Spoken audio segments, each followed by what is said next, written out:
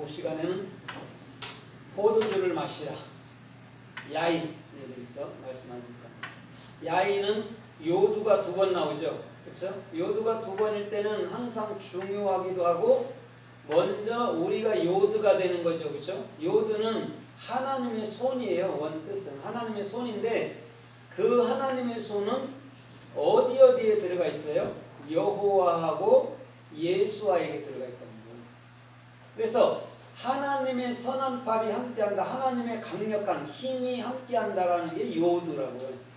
그러면 우리가 그 하나님의 그 힘, 요드라는 예수와 또 여호와가 되게 되면 오늘 그 여호와, 그 예수와를 이제는 증거하게 되죠. 넘겨주게 되죠. 그러면 이 요드라는 것은 손을 펴서 넘겨주는데 그것은 누구를 넘겨주냐면 예수와를 넘겨주는 거예요. 그러니까 그거는 증거하고 거의 같은 의미라고 보면 되죠.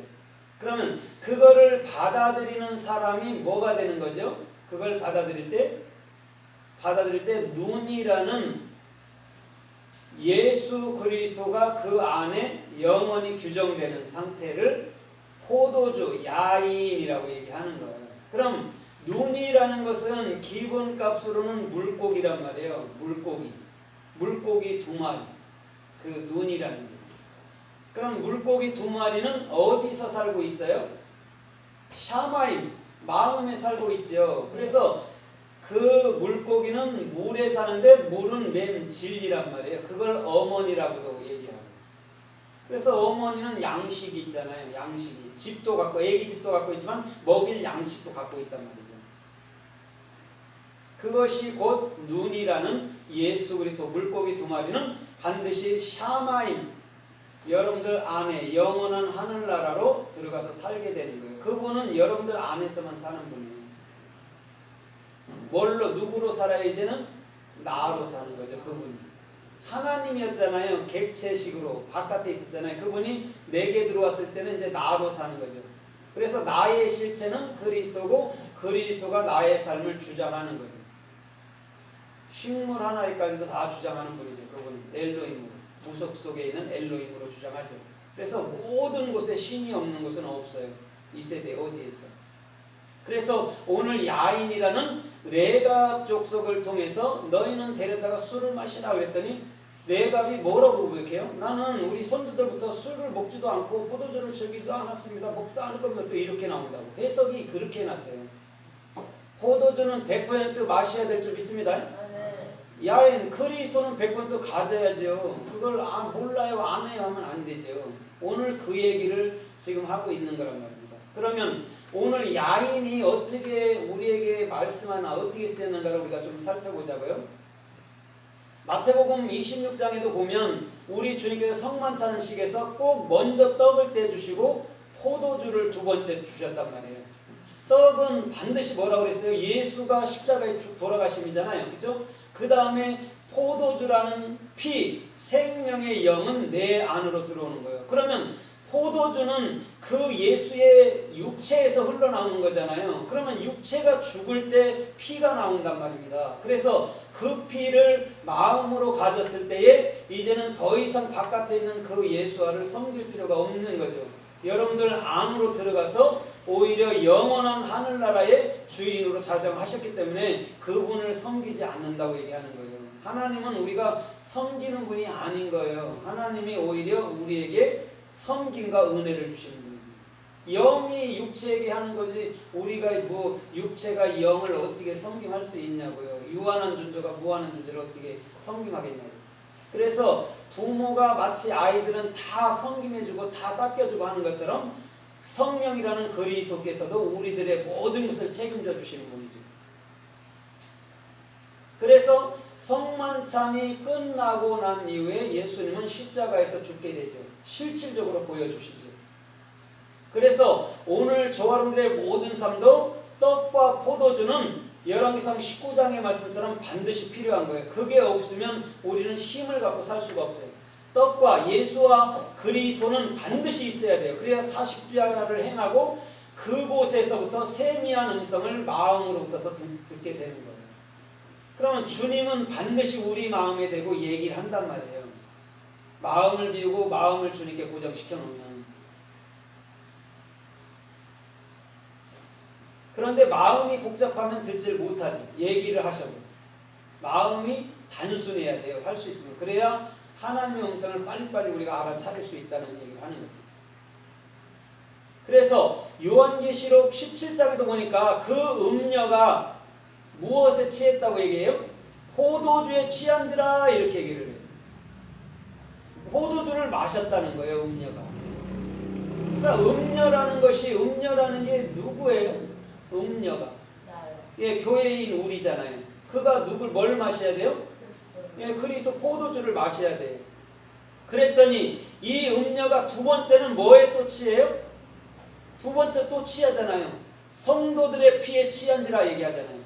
그러면 이 음녀가 그리스도를 갖게 됐을 때에는 예수와의 경험을, 예수와라는 게 무엇인지 십자가 사건을 정확히 얘기해 줄 수 있어야 된다는 거예요. 그래서 여인이 그 피에 취한 거예요. 그런데 그 여인이, 음녀가 결국 누구한테 죽게 돼요? 열불 짐승이라는 예수 그리스도에게 그가 반드시 죽게 되죠. 불로 아주 살라버리죠. 그러고서 그 여자는 끝장이 나시죠. 그러면 뭐냐면 우리의 모든 인간의 생각은요, 끝장나지 않고서는 영의 사역이 될 수가 없다는 얘기를 하는 거예요. 그래서 열불이니 짐승이니가 계속 나오는 거란 말이에요. 다른 게 아니고. 그것은 곧 내 중심을 얘기하는 거예요. 그것을 알지 못하면 이 세상에 적그리스도나 찾으러 달아다니고 그렇게 하는 거죠. 근데 우리 주님은 절대 그렇게 역사하지 않았어요. 100% 저와 여러분들도 포도주에 취하게 하고 또 피에 취하게 하고 결국 나의 육신의 생명은 십자가에 못 박아버리게 만드는 거예요. 주님이 그 길로 인도해요. 가기 싫어도. 그것이 순리니까. 육 다음에 영이 오는 거기 때문에 그럴 수밖에 없다는 얘기를 하는 거예요. 그래서 창세기 9장 21절에도 보니까 노아가 포도원에 포도나무를 심고 그 포도를 먹고 취했어요. 그렇죠? 취했어요. 반드시 포도주는 먹어야 돼요. 그죠? 그런데 취했는데 노아가 하는 일이 뭐예요? 옷을 다 벗어버렸어요.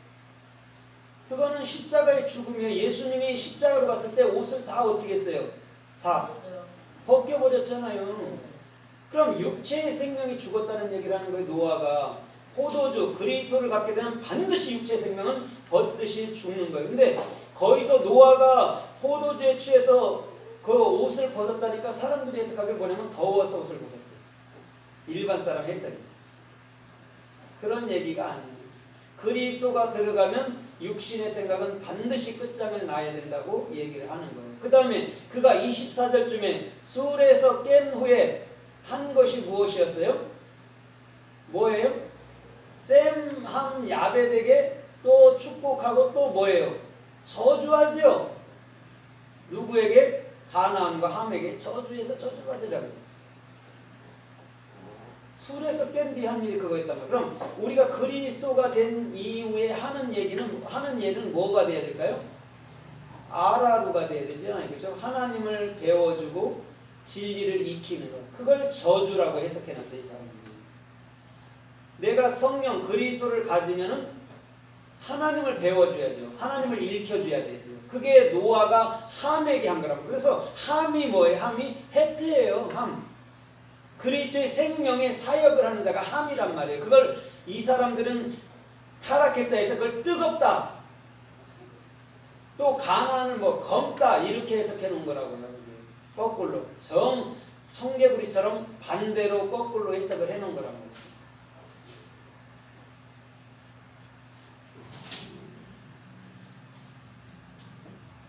그래서 신명기서 14장 16절로 17절 이하에서도 보니까 이렇게 말해요. 너는 돈으로 양과 소를 사고 독주와 포도주를 사서 너네 집에 가서 먹으라 이렇게 얘기했어요.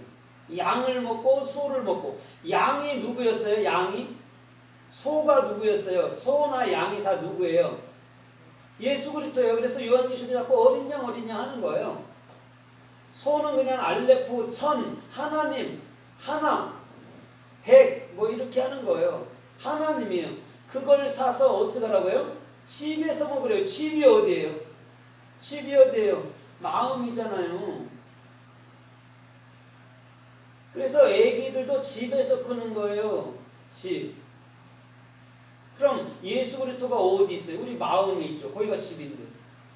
그래서 그 진리를 우리가 익히고 자라간다 얘기하는 거예요. 그래야 내가 자라가야 알아야 증거할 수 있으니까 그런 것이죠. 그래서 사무엘상 1장 14절에도 한나가 기도할 때에 입만 뻐끔뻐끔할 때 엘리가 술을 끊으라 이렇게 얘기한 거예요. 엘리가. 그건 뭐냐면 끊으라 말이 아니에요. 네 안에 그리스도가 있구나 이러는 거예요. 엘리는 하나님이잖아요.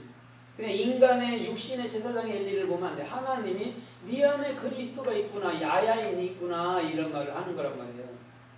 그때에 그에게 뭐가 주어져요? 아들 샤무엘, 올바른 비전인 예수 그리스도가 딱 잉태되잖아요. 그게 야야인이라니까요. 그리스도가 그 사무엘이야. 올바른 비전이야. 그 올바른 비전은 내가 구했더니 주셨더라 이렇게 해석해 놓은 거예요. 그걸. 그럼 우리가 구한 것이 뭐였어요? 예수 그리스도였고 그것을 받은 거예요. 한나는. 그래서 한나는 은혜라고 말하고 한나는 누구예요? 여호와라고 말하는 거예요. 여호와의 자비라고. 한나가. 그래서 한나의 신랑이 누구예요? 이름이? 한나의 신랑 이름이 뭐예요? 엘가나잖아요. 엘가나. 하나님이잖아요. 그거를 가진 자가 뭐예요? 하나님이 되는 거예요. 은혜햄. 그래 헤트가 나가는 거예요. 그리스도의 생명을 가진 자가 은혜를 가진 자, 하나님을 가진 자. 그래서 하나님은 여호와 하나님, 은혜의 하나님은 여호와 하나님. 그게 이제 신약에서는 이제 그게 요한으로 표현된 거예요. 그래서 요한이 은혜의 하나님을 얘기해 주는 거예요. 그럼 사도 바울이 폐 입을 열었다. 폐 입을 열었다. 그게 뭐냐? 요한 그리스도의 은혜야. 그게 그리스도의 생명이야 그러는 거예요. 그래서 요한한테는 항상 헤트가 쓰여 있는 거예요. 한나한테 헤트가 쓰여 있는 거예요. 그리스도의 생명을